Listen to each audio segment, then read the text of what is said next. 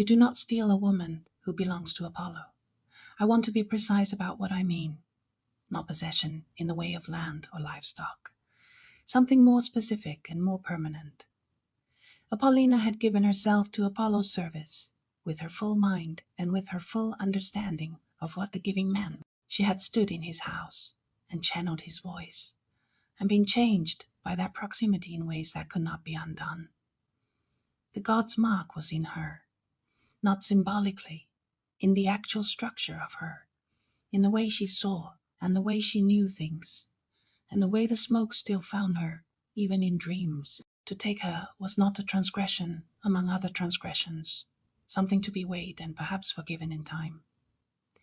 It was sacrilege, the kind that registers in Olympus, the way stone registers in still water, completely, in every direction, without possibility of pretending it did not happen.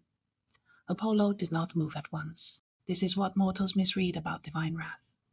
They imagine it as an immediate thing, the thunderbolt, the flood, the fire from a clear sky. Sometimes it is those things. But the gods who are most dangerous are the patient ones.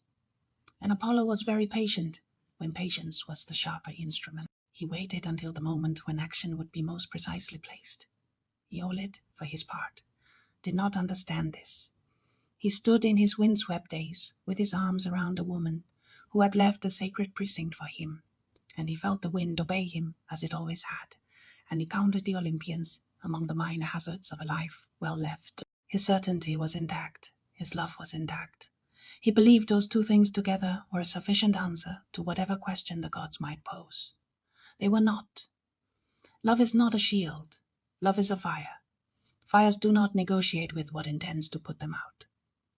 When Apollina was with child, the punishment found its first movement. She had returned to the precinct for ritual.